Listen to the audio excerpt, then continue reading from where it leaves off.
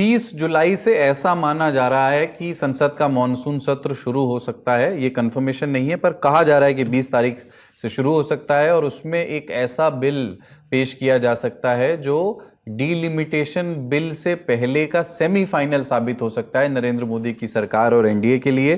प्रधानमंत्री और मुख्यमंत्री और मंत्री, चाहे वो विधानसभा में हो या केंद्र में, अगर उनको किसी मामले में 30 दिन तक जेल में रहना पड़ता है, किसी ऐसे आरोप में जिसमें कम से कम 5 साल तक की जेल हो सकती है, ऐसे मामले में उन्हें पद छोड़ना होगा। 31वें दिन से वो उस पद पर, यानी मंत्री, मुख्यमंत्री अथवा प्रधानमंत्री पद पर नहीं रहेंगे। तो इसका आइडिया ये है कि अकाउंटेबिलिटी मजबूत होगी। पर कई लीगल एक्सपर्ट्स ये मानते हैं कि इसको सुप्रीम कोर्ट में चैलेंज भी किया जा सकता है, क्योंकि ये प्रश्न अभी पूरी तरह से स्पष्ट नहीं है कि क्या ये बिल दोषी और आरोपी दोनों के बीच के फर्क को और आरोपी के अधिकारों का सम्मान करता है या नहीं। हमारे यहाँ एक जुडिशरी में ये बात कही जाती है कि जब तक आप पर दोष साबित नहीं हुआ है तब तक आप आरोपी ही हैं और आप दोषी का व्यवहार नहीं डिजर्व करते हैं। तब तक आपको प्रूवन अनटिल गिल्टी वाला जो फॉर्मूला है, तो आपको पद क्यों छोड़ना चाहिए। ये बिल को लाने का मकसद, उद्देश्य सरकार का क्या है, विपक्ष इस पर क्यों इसका विरोध कर रहा है। भाई ये बहुत अच्छी बात है, ये तो ऐसा लगता है कि भ्रष्टाचार पर एक कार्रवाई है, पर इसके थोड़े जो लेयर्स हैं उस पर आज जानने की कोशिश करेंगे। राजदीप जी, आपका रिएक्शन क्या है? ये एक अचानक से ऐसा क्यों लगा कि ये बिल अचानक से आ रहा है, अभी तक चर्चा में नहीं थी? कहाँ तो हम डीलिमिटेशन और ऐसा लग रहा था कि ये जो सांसदों का एक खेमे से दूसरे खेमे में लाना है वो इसलिए हो रहा है क्योंकि डीलिमिटेशन और महिला आरक्षण बिल लाने की तैयारी सरकार कर रही है। पर ये 30 दिन जेल वाला बिल आएगा ये तो सोचा नहीं था। इसके पीछे क्या कारण हो सकता है? ये बात आपको लगता है कि इससे अकाउंटेबिलिटी वाली बात मजबूत होगी सरकार कि भाई अपराध के खिलाफ जीरो टॉलरेंस है, ऐसा ये और पुख्ता तरीके से इस्टेब्लिश होगा? देखिए, पहली बात तो ऐसा नहीं है कि ये बिल तो अगस्त 2025 में, अगर मुझे याद है कि 1 साल पहले अमित शाह जी ने इसे लोकसभा में लाया था। इसके बाद एक पार्लियामेंट्री कमेटी बनी, उस पार्लियामेंट कमेटी को अपराजिता सारंगी जो बीजेपी की सांसद है, एक आईएएस ऑफिसर रही है उड़ीसा से, उनकी सदस्यता में ये जेपीसी बनी थी। जेपीसी ने अपना रिपोर्ट तैयार किया है और सरकार को लगता है कि अगर वो इस तरह का बिल लाए तो एक तरह से लोगों को लगेगा कि सरकार जो है वो पॉलिटिकल अकाउंटेबिलिटी की दिशा में जा रही है। एक तरह से सरकार को, देखिए नरेंद्र मोदी जी की एक खासियत है, वो हमेशा देखते हैं कि मैं क्या कर सकता हूं जिससे जनता को लगे हाँ मोदी जी एक अलग तरीके के नेता है, जिसमें से ये एक बिल है। क्योंकि इसमें देखिए प्रधानमंत्री का भी जिक्र है। कोई मुख्यमंत्री हो या प्रधानमंत्री हो, अगर उनको 30 दिन से ज्यादा कस्टडी हो जाए तो उनको अपना पद छोड़ना पड़ेगा। अब कोई प्रधानमंत्री को, कोई अफसर में इतना दम नहीं है कि प्रधानमंत्री को कस्टडी में ले खास करके ऐसी सरकार में 10 साल बाद 20 साल बाद कौन जाने। लेकिन ये एक तरह से सिग्नलिंग है और ये सिग्नलिंग तब शुरू हुई थी जब अरविंद केजरीवाल को, आपको याद होगा, जब उनको अरेस्ट किया गया था, वो जेल चले गए, लेकिन शुरुआत में वो तैयार नहीं थे मुख्यमंत्री पद से अपना इस्तीफा देने के लिए। हेमंत सोरेन चले गए लेकिन उनकी जगह वो रिप्लेस हुए थे। लेकिन मुझे लगता है ये सरकार इससे एक मैसेज देना चाहती है। ये सरकार हमेशा मैसेजिंग की तरह, ऑप्टिक्स जो है सरकार के लिए बहुत महत्वपूर्ण होते हैं और वो जानते हैं कि अगर वो इस तरह से बिल लाए तो ज्यादातर जनता कहेगी बहुत अच्छा है, क्योंकि जनता को लगेगा हाँ ये जो नेता है अगर वो भ्रष्ट है और या अगर उन पर भ्रष्टाचार के इल्जाम लग जाए, वो जेल चले जाए, तो क्यों रहे वो मुख्यमंत्री या प्रधानमंत्री। इसमें ये भूल जाते हैं कि you are innocent till proven guilty. इस बिल की कमी क्या है? आपने किसी को जेल में डाल दिया, प्राइमा फेसी आपको लगे कि आपने कोई गलत काम किया, आपको उसके बाद अगर आप बरी निकले तो क्या होगा? So you are not waiting till conviction. आप कन्विक्शन ना होने के पहले ही कह रहा है कि आप अपना पद छोड़ दीजिए। 30 That दिन is the कैसे तय danger. किया गया है? मतलब ये 30 डेज का साइन एक लॉजिकल बेस क्या है कि 30 ही दिन क्यों, वो 60 दिन क्यों नहीं है, वो 31 या 29 दिन क्यों नहीं है? ये कैसे तय किया गया है? आई डोंट नो इसका लीगल आधार क्या है। डिटेल्स जब और सामने आएंगे बिल की या और लीगल पर्सपेक्टिव सामने आएंगे तो वो होगा, लेकिन बिल्कुल एक हिमाचल कोई आधार नहीं है। 30 दिन हो 50 दिन, आपने ये मैसेजिंग करने के लिए किया है। आप चाहते हैं कि अपनी एंटी करप्शन छवि को कैसे हम मजबूत करवाए, देश को दिखाएं कि हम बिल्कुल तैयार, हम पिछली सरकारों की तरह नहीं है। हम ये भूल जाते हैं पिछली सरकारों में कई मंत्री जो है जैसे ही आरोप लगे उनका इस्तीफा लिया गया। जो यूपीए की सरकार है जिस पर हमेशा इल्जाम लगता है कि वो भ्रष्ट सरकार थी, बट जितने लोगों पर इल्जाम लिया गया, कन्विक्शन नहीं। Ashwini Kumar, Remember, Pawan even till Bansal, today, A. Raja was never convicted, but he lost his ministry. Ashok Chavan, जो आज बीजेपी में है, was never convicted, but lost his chief ministership. कई नाम हैं जिन पर आरोप के, ये Ashwini Kumar, law minister, Bansal, Pawan Bansal, where were they convicted? But they lost their ministership. Today, ये जो बिल ला रहे हैं, ये मुझे लगता है सरकार एक तरह से केवल ज्यादातर उनका मकसद ये है कि हम मैसेजिंग करें कि हम एंटी करप्शन, और विपक्ष की परेशानी ये है कि एक ऐसा माहौल बन गया है कि उनको डर है कि एनफोर्समेंट डायरेक्टरेट के जरिए किसी को जेल में डाल दो, फिर वो हेमंत सोरेन हो, केजरीवाल हो, चुनाव के पहले डाल दो और उनका उनका मुख्यमंत्री पद चला जाएगा। तो दोनों तरफ से I think you need better. Definitely अगर कोई जेल चला जाए, मुझे नहीं लगता जेल से कोई मुख्यमंत्री पद संभाल सकता है। That should not happen. पर क्या इस लेजिस्लेशन में वो सेफगार्ड्स हैं कि इसका दुरुपयोग ना हो? ये देखने की बात होगी। क्या इस बिल में क्या प्रावधान है कि उससे किसी व्यक्ति को गलत तरीके से जेल में न डाला जाए, ताकि केवल उनको एक तरह से बदले की भावना से किसी को जेल में डाला जाए। हिमांशु जी, इस प्रश्न को सरकार किस तरीके से काउंटर कर रही है? विपक्ष के विरोध का मुख्य कारण यही है। ये बिल बढ़िया बिल है, बशर्ते ये भरोसा हो कि ये हर तरफ समान रूप से लागू करेगा, बिना भेदभाव के ये कार्य करेगा। विपक्षी कहता है कि जांच एजेंसियों का दुरुपयोग करके राजनीतिक विरोधियों को गिरफ्तार किया जा सकता है और चुनी हुई सरकारों को अस्थिर करने का खतरा पैदा हो सकता है। इसके लिए एक डेटा बताते हैं कि सीबीआई और ईडी ने 2014 के बाद से 13 सिटिंग मंत्रियों को गिरफ्तार किया। 13 सिटिंग मंत्रियों को इन दो एजेंसियों ने, सीबीआई और ईडी ने, अरेस्ट किया। इनमें से 10 गिरफ्तारियां पीएमएलए के कड़े प्रावधानों के तहत हुई, और जिसमें बेल आप जानते हैं कि मिलना आसान नहीं होता। ज्यादातर गिरफ्तारियां आम आदमी पार्टी शासित दिल्ली और टीएमसी शासित पश्चिम बंगाल में हुई। उल्लेखनीय बात यह है कि पिछले 12 साल में ईडी एवं सीबीआई की ओर से किसी भी सिटिंग मंत्री की गिरफ्तारी जो भारतीय जनता पार्टी में शामिल हो उसकी नहीं हुई है। उत्तर प्रदेश में एक मामला हुआ था, राकेश सचान वहां के मंत्री, उनको अवैध हथियार के मामले में 1 वर्ष की सजा हुई थी। ईडी सीबीआई का केस नहीं था, जमानत के बाद वो बने रहे। और देश में इंटरेस्टिंग केस हो गया था जी, हाँ, वो उसमें आएंगे, लेकिन देश में एक ही केस हुआ है सर जिसमें मुख्यमंत्री सिटिंग सीएम को अरेस्ट करके जेल भेजा गया हो और वो जेल में रहे, वो अरविंद केजरीवाल का केस है। यानी निर्वाचित मंत्री, प्रधानमंत्री, मुख्यमंत्रियों के जेल जाने की जो फ्रीक्वेंसी है अपने यहाँ, वो बहुत ज्यादा नहीं रही है, नंबर 1। और अगर जितनी भी रही है 12 साल में 13, तो वो सभी विपक्ष के हैं। तो ये इस एक तरह से क्या ये कानून सत्ता पक्ष के लिए एक हथियार तो नहीं बन जाएगा? पंकज जी एक शो करते हैं राजधानी करके, डेली शो है, पॉलिटिकल शो, उसमें उन्होंने ये प्रश्न उठाया कि आप तो विपक्ष के बारे में सोच रहे हैं कि विपक्ष ये कह रहा है कि साहब हम इसका निशाना है। आप ये मत मान के चलिए कि सिर्फ विपक्ष इसका निशाना हो सकता है। इसका निशाना भारतीय जनता पार्टी या कोई भी सत्ताधारी दल, जब भी ये बिल अगर कानून में तब्दील होता है और ये स्टे करता है, कोई भी सत्ताधारी दल उसके सहयोगी दल भी हो सकते हैं, क्योंकि आप उन पर भी दबाव बनाने के लिए इसका इस्तेमाल कर सकते हैं। ये प्रश्न, चिंताएं तो हैं, इसको एड्रेस कैसे करेगी सरकार?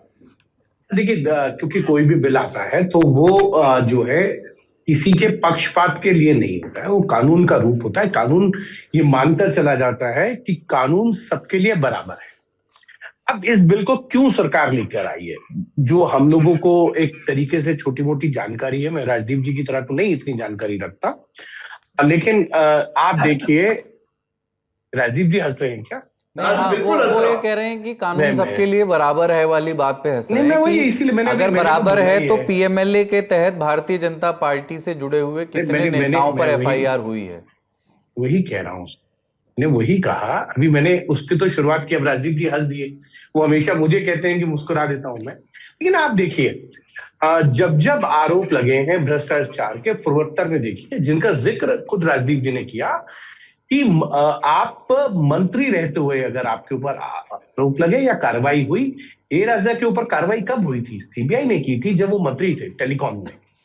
वो जेल जाने से पहले उन्होंने इस्तीफा दिया और बाद में जेल गए। दूसरी चीज, लालू प्रसाद यादव जब आरोप लगे और जेल गए, उससे पहले उन्होंने इस्तीफा दे दिया। लालकृष्ण आडवाणी पर जैन हवाला कांड में आरोप लगे और आरोप लगने के साथ साथ भारतीय जनता पार्टी में उन्होंने ये कहा कि मैं संसद सदस्य के रूप से इस्तीफा देता हूं जब तक इस जांच में निष्पक्ष होकर नहीं आऊंगा, मतलब बरी नहीं हो जाऊंगा, तब तक संसद नहीं आऊंगा। तब पालन किया। मदन लाल खुराना का इस्तीफा कराया गया उसी जैन हवाला कांड केस में ना मानने पे। ऐसे दर्जनों उदाहरण है कि जब किसी पे आरोप लगे और कार्रवाई शुरू हुई तो इस्तीफा दे दिया गया। लेकिन पिछले कुछ सालों में अगर आप देखेंगे तो एक चलन बढ़ गया कि आप मंत्री हैं, आपको अरेस्ट कर लिया, लेकिन आप जेल चले गए, लेकिन आप मंत्री पद पे बरकरार हैं। अब सत्येंद्र जैन हो, मनीष सिसोदिया हो, एस बालाजी हो तमिलनाडु सरकार के, अरविंद केजरीवाल हो, हेमंत सोरेन ने उस चीज को निभाया। वो जब उन पर ईडी उनको सर्च कर रही थी, उनको गिरफ्तार करने गई, उससे पहले उन्होंने राज्य भवन जाकर इस्तीफा दिया। देखिए, इस चीज का अगर हेमंत सोरेन के ऊपर ईडी और सीबीआई ने जब जांच शुरू की, उस पे वो जब उनको गिरफ्तार किया गया, उससे पहले उन्होंने कहा कि मैं गवर्नर हाउस जाऊंगा और वहां इस्तीफा दूंगा। इस्तीफा दे दिया उन्होंने। ये आचरण है, लेकिन आप इसके विपरीत जाकर जब करेंगे, पर इस्तीफे तो सर नरेंद्र मोदी की सरकार में भी नहीं होते। राजनाथ सिंह का बयान है, मान लीजिए किसी पर आरोप लगता है, कभी आरोप के बाद, मैं नैतिक आधार पे बात कर रहा हूँ, लीगल केस और जेल की बात नहीं कर रहा हूँ, क्योंकि ये तो बड़ा मानना बड़ा अजीब सा है कि किसी सरकार का सिटिंग मंत्री अपनी व्यवस्था में, आप भी ये बात स्वीकार करेंगे, चाहे कांग्रेस की गवर्नमेंट होती तब भी, उसको जेल जाने की नौबत आए, फिर तो भ्रष्टाचार का केस बहुत ही बड़ा और स्पष्ट होगा। जेल जाने की नौबत आती नहीं है, आरोप लगते हैं। उन आरोपों के आधार पर भी क्या इस्तीफा देना चाहिए, अगर वो आरोपों में थोड़ा भी दम है तो? हमने इस केंद्र सरकार में तो एक भी इस्तीफा नहीं देखा इस आधार पर। ऐसे अभी एक भगीरथ चौधरी राज्य मंत्री पर आरोप लगा कि वो जिस मंत्रालय में है, हॉर्टिकल्चर की सब्सिडी 1 करोड़ रुपए तक की अधिकतम सब्सिडी मिल सकती है, 99 लाख की सब्सिडी उन्होंने स्वयं के लिए ही ले ली। इस पर क्या उन्होंने एक्शन लिया? कोई नैतिक आधार पर फैसला तो लिया नहीं।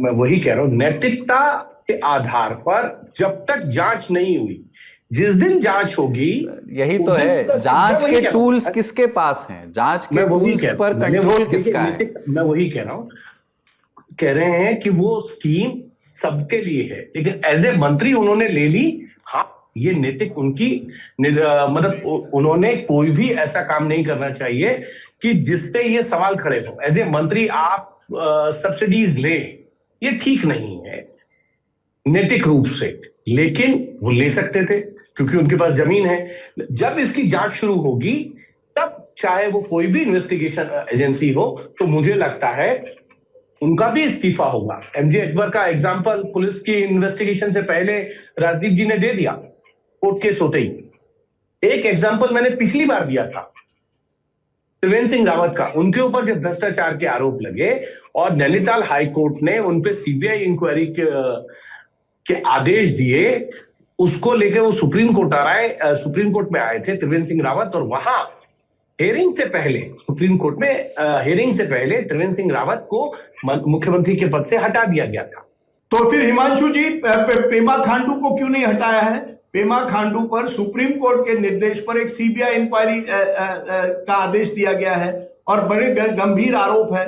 कि 1000 करोड़ से ज्यादा रोड कॉन्ट्रैक्ट उनके परिवार वालों को दिए गए हैं, उनको क्यों नहीं हटाया गया है? ये सहूलत के हिसाब से होता है या कोई रूल है? सुप्रीम कोर्ट ने, आपको याद होगा, सुप्रीम कोर्ट ने आदेश दिए हैं कि पेमा खांडू पर के जितने भी परिवार वालों को जो रोड कॉन्ट्रैक्ट का जो आरोप है उस पर इन्वेस्टिगेशन हो, और सीबीआई को कहा गया है कि उस पर मैं कह रहा हूं 1 सेकंड। तो ये गंभीर है कि नहीं है? ये गंभीरता कौन तय करेगा? हिमांशु जी तय करेंगे? कौन तय करेगा? सर राजदीप जी भी तय नहीं करेंगे, हिमांशु जी भी नहीं तय करेंगे। सुप्रीम कोर्ट का आदेश है, इंक्वायरी सीबीआई को कर रही है। अगर सीबीआई ने इंक्वायरी शुरू की तो नैतिकता के आधार पर इस्तीफा देना ही चाहिए, इसमें कोई दो राय नहीं है। मैंने यही कहा, मैं यही कह रहा हूं कि आपकी अरेस्टिंग, इन्वेस्टिगेशन और अरेस्टिंग, ये बिल क्यों लाया गया? जब आपके ऊपर आपको अरेस्ट कर लिया गया जी, आपने मंत्री पद से इस्तीफा नहीं दिया। अच्छा, आप नहीं, आप और एक उदाहरण देता हूं। शुभेंदु अधिकारी, तौर पे मैंने नहीं, शुभेंदु अधिकारी को कैमरा पर पकड़ा गया पैसे लेते हुए, है या नहीं? नारदा में पकड़ा गया, उनका नाम और शारदा में भी था। तब तो बीजेपी कह रही थी ये बिल्कुल भ्रष्ट व्यक्ति है, लेकिन मुख्यमंत्री बने हैं। उस इंक्वायरी का क्या हो? देखिए, ये सब जो है ना, ये बिल लोग, मैं नहीं मानता इस तरह का बिल चाहिए, लेकिन इस तरह के बिल के साथ वॉशिंग मशीन पॉलिटिक्स भी नहीं हो सकती। दोनों, नहीं, आप ये नहीं कह सकते कि हम करप्शन के विरोध में भी हैं, लेकिन हम वॉशिंग मशीन भी चलाएंगे। नहीं राजदीप जी, मैंने आपको इसलिए एग्जाम्पल दिया, नैतिकता के आधार पर जब आपकी अरेस्टिंग हो, उससे पहले अपने इस्तीफा दिया, लेकिन पिछले कुछ समय में आप जेल तक चले गए, लेकिन आपने इस्तीफे नहीं दिए, वो है। नहीं सर, आप उसकी बेसिक लाइन को समझिए सर। जेल चले गए, आपने इस्तीफा नहीं दिया, जांच हुई, जांच चल रही है, अगर आपकी अरेस्टिंग हो रही है तो इस्तीफा हो जाए। सर आपकी बात सही है हिमांशु जी, लेकिन अरेस्ट क्यों नहीं होते हैं? तो एक मिनट सर, क्योंकि जब वॉशिंग मशीन की पॉलिटिक्स चलती है, मैं आपको उदाहरण देता हूं। छगन भुजबल, शारदा केस कब आया? 2020 से पहले आया। नहीं, ऐसे उदाहरणों, देखिए उदाहरणों में तो बात बहुत फंसेगी, लेकिन हिमांशु इस बिल का राजनीतिक विद्वेष के लिहाज से इस्तेमाल हो सकता है कि नहीं, पॉलिटिकल वेंडेटा के लिहाज से इस्तेमाल हो सकता है, ये चिंता है, तो इसको एड्रेस कैसे करेंगे? नहीं कुलदीप जी, ये गलत सवाल है। मेरा ये कहना है, आप महाराष्ट्र में लीजिए छगन भुजबल का उदाहरण। छगन भुजबल जेल चले गए केस में, राइट? बड़े गंभीर आरोप थे, मुझे लगता है 1 साल से ज्यादा जेल में रहे। फिर क्या होता है, जब वो जेल से बाहर आते हैं और पार्टी बदल देते हैं, और या एनसीपी भाजपा के साथ जुड़ जाती है, तो केस ठंडे बस्ते में चला जाता है और वो मंत्री बन जाते हैं।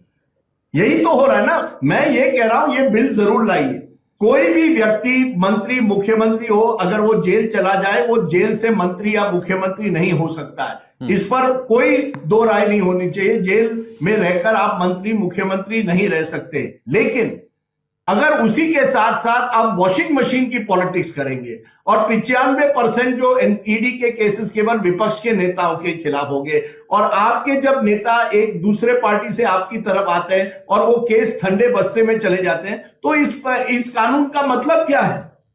इस कानून से क्या वाकई आप करप्शन के खिलाफ लड़ाई लड़ रहे हैं या अपने सुविधा अनुसार अपनी राजनीति कर रहे हैं? बस मैं इतना ही राजदीप जी, मैं इसीलिए जो कुलदीप जी ने सवाल पूछा था, सरकार का इस पे क्या व्यू है, क्यों लाया, तो वो व्यूज मैंने बताया।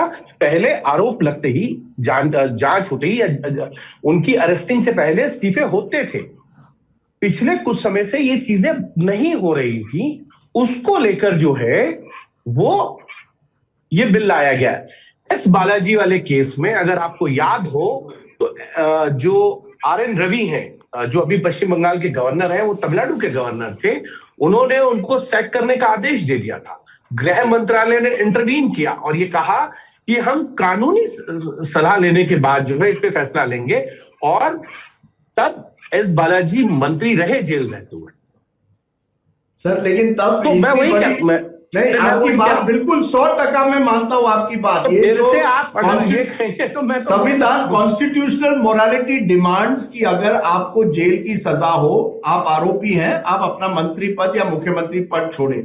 लेकिन constitutional morality in my view also demands कि आप वॉशिंग मशीन पॉलिटिक्स ना करें, कि जो व्यक्ति जेल में चला गया है, जैसे ही वो जेल से बाहर आए और या आपकी पार्टी से जुड़ जाए या उन पर गंभीर आरोप हो, लेकिन जांच जो है वो रुक जाए या धंधे बस्ते में चली जाए, तो ये कोई एंटी करप्शन के खिलाफ आप नहीं लड़ रहे हैं, सुविधा अनुसार राजनीति कर रहे हैं। बस मेरा इतना ही कहना है। ठीक है, अब नंबर पे करता है, ठीक है, ये हर एक चीज पे जवाब देने की जरूरत नहीं है हिमांशु जी। सीबीआई को ठीक है। हिमांशु जी, हिमांशु जी, डरिए मत, आपके खिलाफ कोई आरोप नहीं होगा। नहीं, मैंने तो कहा हर व्यक्ति राजनीति करता है। में कोई धांधली मत करिए, कॉर्पोल में कोई धांधली मत करिए। बस देखिए, मैं जीवन में कोई धांधली नहीं करता, मैं विशुद्ध रूप से पत्रकार हूं, मेरा एक ही पेशा है पत्रकारिता करना। जिस दिन छोड़ूंगा उस दिन कुछ स्पोर्ट्स के लिए करूंगा, ये मेरा कमिटमेंट है। दूसरा, क्योंकि आपने कहा तो ये आरोप चाहे वो आप यहां लगाएं या यूपीए सरकार में लगाएं, सुप्रीम कोर्ट का ऑब्जर्वेशन था सीबीआई को लेके। और जब अश्विनी कुमार जो लॉ मिनिस्टर थे, उन्होंने सीबीआई डायरेक्टर को बुला के डिक्टेट किया था, पेंसिल से उसमें नोटिंग की थी। तो ये सब जगह हुआ है अगर आप ऐसा कहेंगे। और राजनीति में तो सब कुछ जायज है सर, लव एंड वॉर। अंत में आखिर में हिमांशु जी यहाँ जाते हैं कि अरे पहले भी हुआ है, सब जाएगा। अच्छा ठीक है, मुझे ये बताइए, नंबर्स पे आते हैं, ये चर्चा अनंत है, ये चर्चा अनंत है हिमांशु जी। नंबर्स पे आते हैं, राजनीति में सब कुछ जायज है। ठीक है, नंबर्स पर आते हैं कि ये बिल भी अगर आता है तो ये कॉन्स्टिट्यूशनल अमेंडमेंट बिल होगा, संविधान संशोधन बिल, और डिलिमिटेशन तो बात की बात है। अगर ये पहले आ रहा है तो सरकार कैसे मैनेज करेगी संभवतः डिलिमिटेशन, उसकी एक झलक भी मिलेगी। ये शायद राउंड 1 है या सेमीफाइनल है, तो इस बारे में क्या है, क्योंकि सांसद तो है नहीं अभी, तो 41 सांसद और जुटाने हैं, तो फिर तो एक ही तरीका बचता है कि साहब एब्सटेन कराया जाए लोगों को, अनुपस्थित रह करके लोग अनुपस्थित रहें कुछ सांसद। लेकिन उसके लिए किन किन को रहना चाहिए अनुपस्थित, जो है समाजवादी पार्टी या तो डीएमके हो सकता है आपके कहने पे एब्सटेन कर जाए, एनसीपी शरद पवार से हो सकता है कि आपकी बातचीत चल जाए, टीएमसी के लेकिन 8 सांसद अभी भी बचे हुए हैं जो ममता गुट के हैं। कुल 75 में से 61 सांसदों को गैर हाजिर रहना पड़ेगा, तो इसको भी पास कराना टेढ़ी खीर है अभी तक भी। भले ही 20 सांसद पश्चिम बंगाल से आ गए, 6 महाराष्ट्र से आ गए, एक आध कुछ राज्यसभा में इस्तीफा दे दिया, खाली सीटें वो लोग बीजेपी में ज्वाइन कर लिए जहां बीजेपी संभवतः जीत जाएगी, लेकिन पास कैसे होगा, नंबर्स तो है नहीं। देखिए, कहीं ना कहीं हमें एक अंगणित बैठाया होगा। ऐसा नहीं है कि सरकार के लिए बिल पाना विपक्ष से ज्यादा उनको अंदर जेडीयू से बात करनी है, टीडीपी के साथ उनको बात करनी है, जो अलायंस पार्टनर उनके साथ भी उनको बातचीत करनी है।